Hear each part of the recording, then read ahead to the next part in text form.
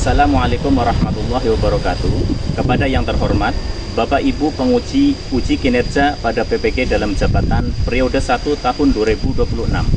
Perkenalkan, saya Hasan Sidik, mahasiswa PPG Mapel Akidah Akhlak Bat 4 tahun 2025 di LP3 Universitas Wahid Hasim Semarang dengan NIM 25406061253.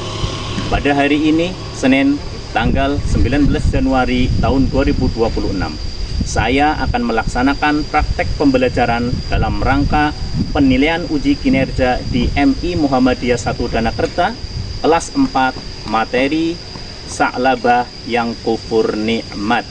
Selamat menyaksikan. Terima kasih. Wassalamualaikum warahmatullahi wabarakatuh. Assalamualaikum.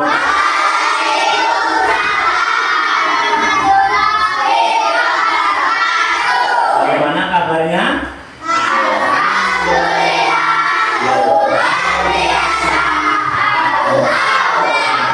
Anak soleh. Anak soleh. Ya, semuanya sudah mandi? Sebelum pembelajaran kita mulai, ya kepada ketua kelas untuk menyiapkan berdoa bersama. Yuk Mas, gitu ya? Yuk. Gitu. Berdoa mulai.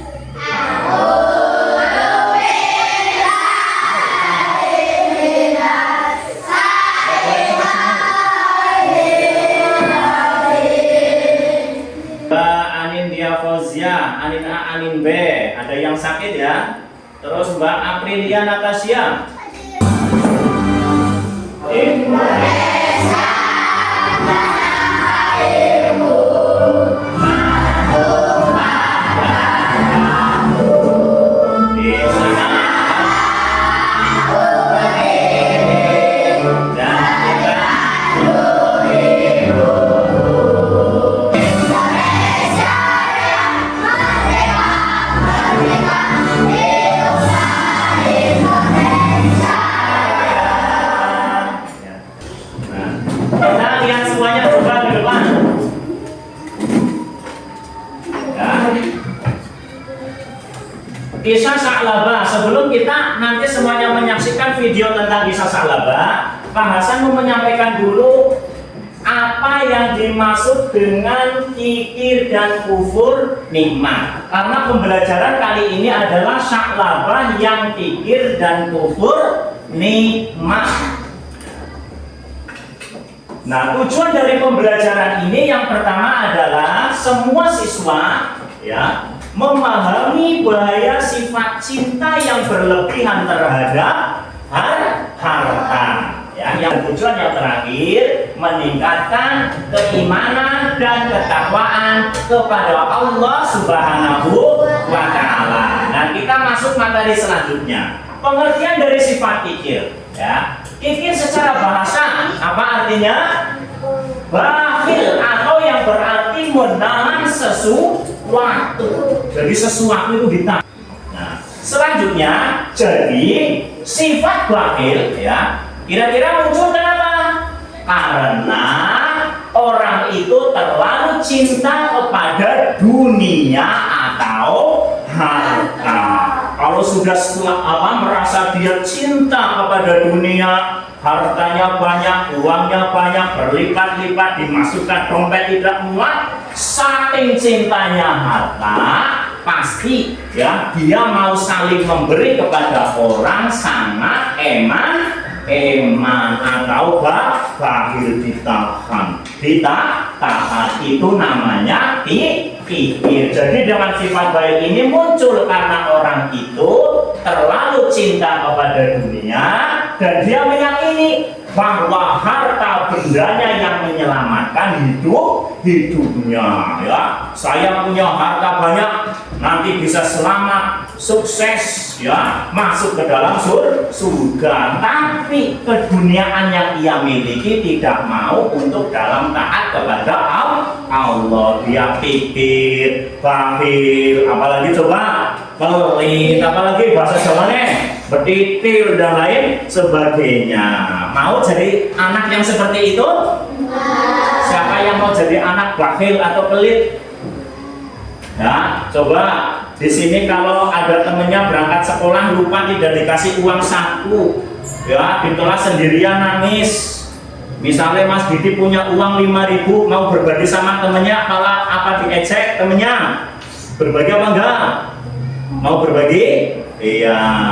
Jadi kita hilangkan rasa sifat kikir kita, rasa bakhil kita, menahan harta kita untuk memberi kepada mereka yang memang sangat membutuhkan, ya. Karena sifat bakhil itu muncul terlalu cinta kepada harta.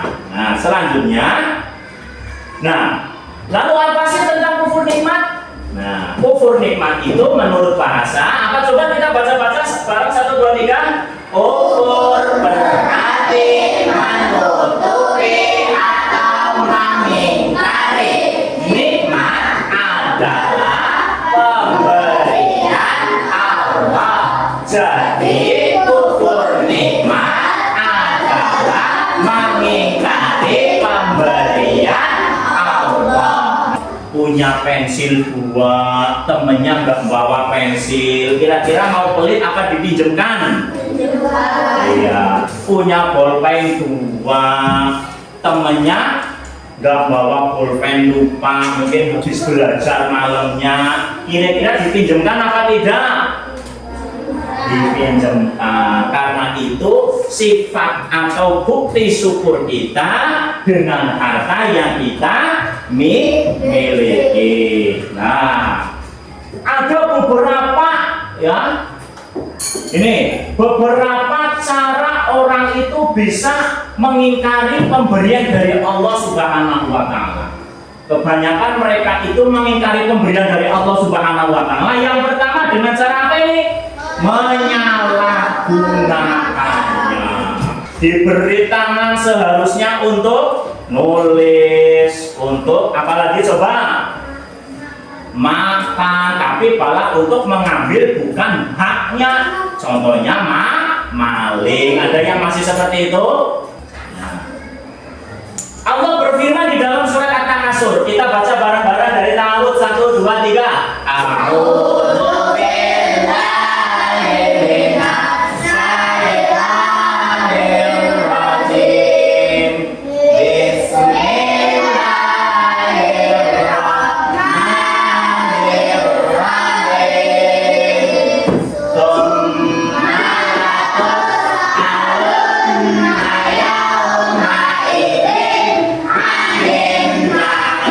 Artinya, bareng-bareng 1, 2, 3. Kemudian kamu pasti benar-benar akan ditanya pada hari itu tentang kenikmatan yang pernah di dunia. Tepuk 1, tepuk 2, tepuk 3. Konsentrasi. Ya. Ada yang tanya? Coba tentang syukur nikmat. Ada yang tanya? Ya. Kalau anak yang nakal termasuk syukur atau kufur? Iya, bagus. Pertanyaan yang sangat luar biasa, ya. Kalau bisa yang lain disiapkan kalau ada yang tanya. Pak, kalau ada anak yang nakal, ya baik nakalnya pakai tangan teplok, nakalnya pakai kaki nendang teplok, ya, atau mungkin jahilin temennya dengan mengumpetkan benda temennya, itu termasuk syukur atau kufur nikmat? Coba apa? Bagus, termasuk kufur nikmat karena tidak menggunakan yang Allah berikan itu dengan sebaik mungkin. Yuk kita saksikan bersama.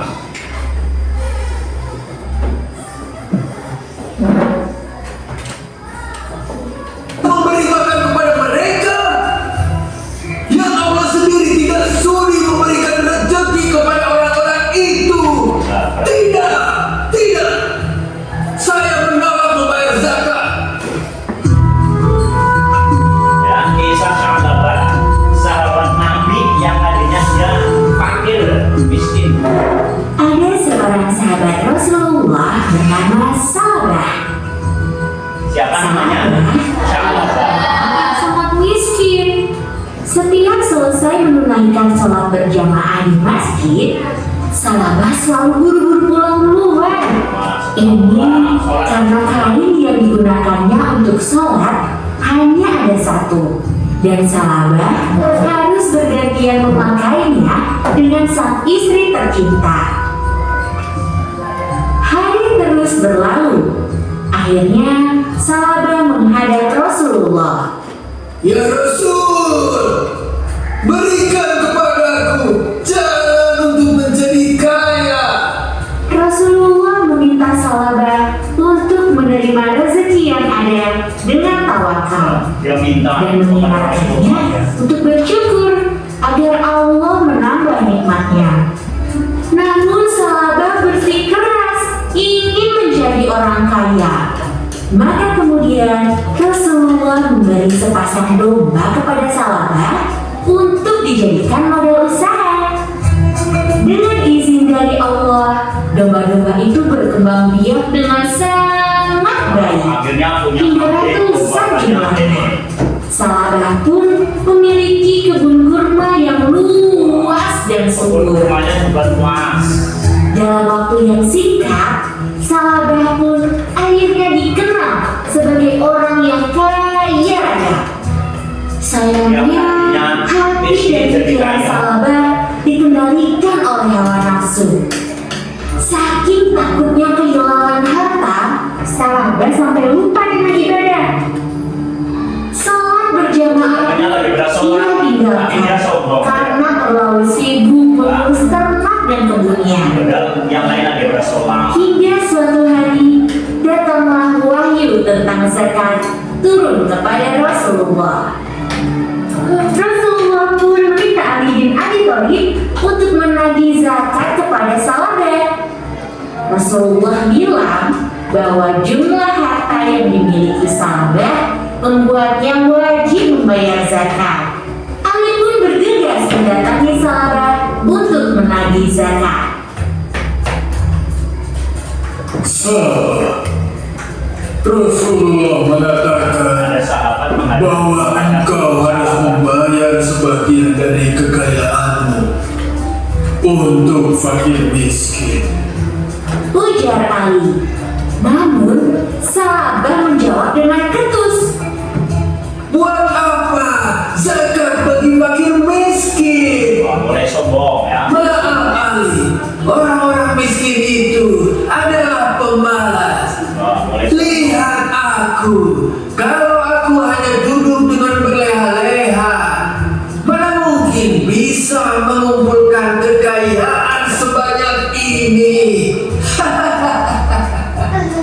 Ali pun menjawab. Tetapi rukun Islam telah menetapkan atas orang yang mampu bahwa ia diwajibkan untuk menunaikan zakat dari sebagian hartanya. Salabah pun naik pitam. Apa? Aku harus memberi makan kepada mereka? Yang Allah sendiri tidak sudi memberikan rezeki kepada orang-orang itu. Tidak, tidak. Saya menolak membayar zakat. Rasulullah khawatir memikirkan jika kelak Salabah dilaknat oleh Allah karena tidak mau membayar zakat.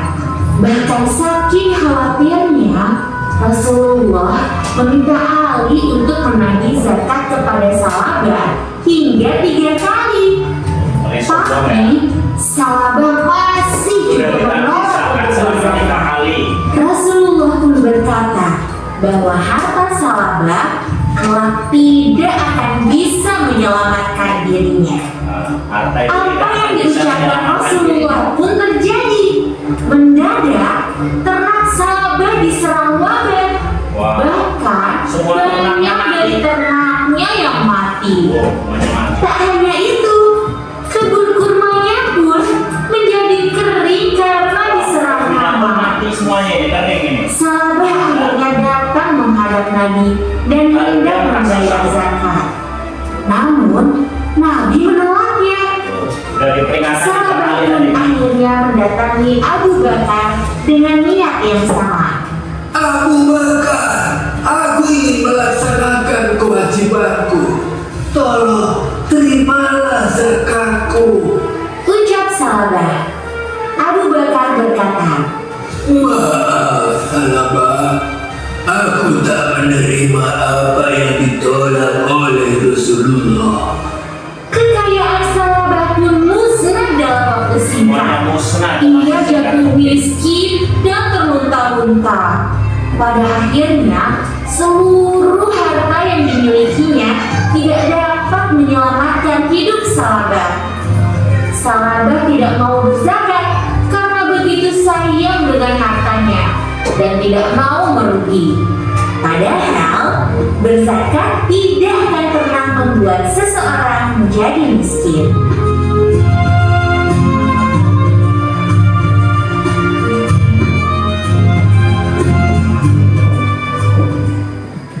Nah, ya, itu kisah Salabah. Setelah kita menyaksikan kisah ini, ada beberapa ya soal yang harus kalian kerjakan bersama kelompok. Ya, nanti kalian diskusikan bersama.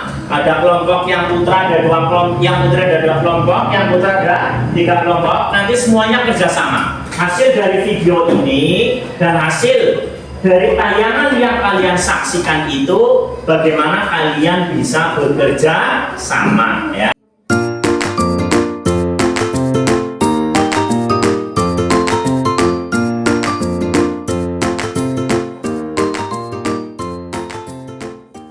Kita nanti akan membuat pohon syukur. Setiap anak menulis, setelah ditulis nanti maju untuk dibacakan apa yang kalian tulis.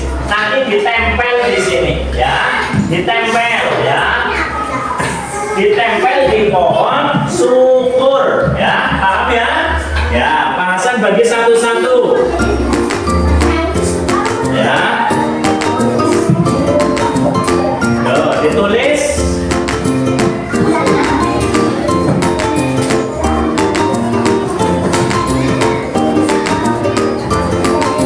Ya, yang sudah dibagi mulai ditulis. Ya, ditulis di situ. Atasnya dikasih nama kamu. Ya, atasnya dikasih nama kamu. Ya, nama kamu ditulis. Nama kamu ditulis. Ya, di atas gak apa-apa. Nama kamu ditulis. Ya, gak apa-apa. Ya, coba ditulis sambil dipikir apa yang mau kalian utarakan dengan syukur kepada Allah Subhanahu wa Ta'ala.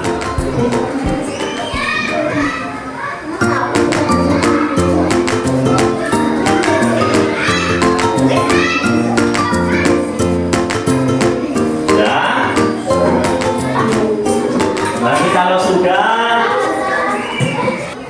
ya, nanti daun dari pohon syukur itu setiap anak maju ke depan, ada yang suruh dibacakan setiap kelompok 2. Ya, coba dibacakan, ada temannya.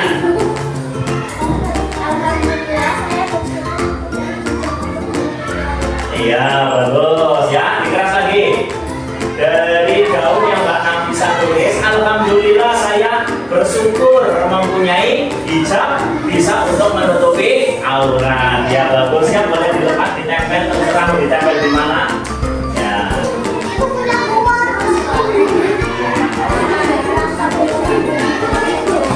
Yo, ditempel, terserah. Nah. Ya, selanjutnya, ditempel, ya, ditempel. Ya, iya, coba ditempel. Ya, punya Mbak Alia apa ini? Coba dibaca lagi keras.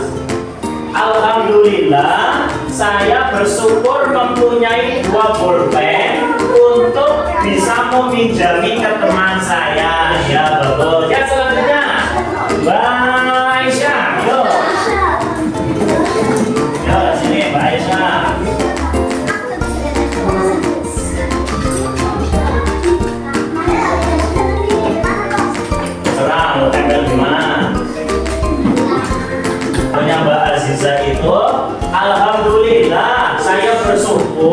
mempunyai pewarna untuk meminjamkan kepada teman.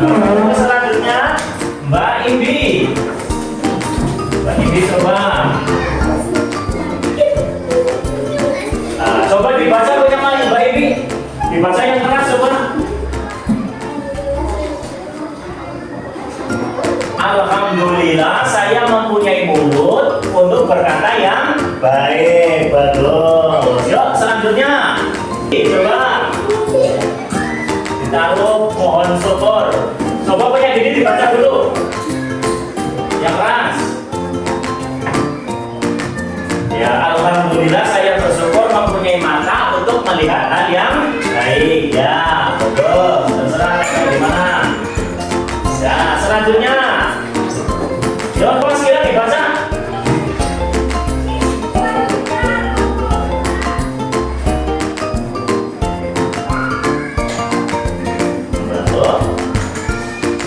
Bagus, alhamdulillah aku bersyukur punya tubuh yang sehat dan aku bisa membantu orang tua dan teman. Ya betul. Ya alhamdulillah saya mempunyai pengasah sebutan bisa dipinjam kepada teman-teman. Ya anak soleh. Anak soleh. Nah, setelah kita bersama-sama membuat pohon syukur, ya, dari apa yang paling mereka punya sandal, punya pensil, punya bolpen, punya tangan, punya mata, punya apa lagi tadi? Punya hijab, kerudung, ada lagi yang diberi kesehatan. Semua itu kita ucapkan dengan mengucapkan apa? Alhamdulillah. Dan dengan pohon syukur yang telah kalian buat ini, nanti semua yang kalian sampaikan, uraikan, semuanya mendapatkan pahala dari Allah Subhanahu wa Ta'ala. Amin amin ya rabbal alamin. Anak soleh. Mungkin sekian dari Pak Hasan untuk materi akidah kali ini. Mari pelajaran kali ini kita tutup dengan membaca hamdalah bersama-sama. Alhamdulillahirabbil alamin. Sekian dari Pak Hasan. Pak Hasan akhiri. Wassalamualaikum warahmatullahi wabarakatuh.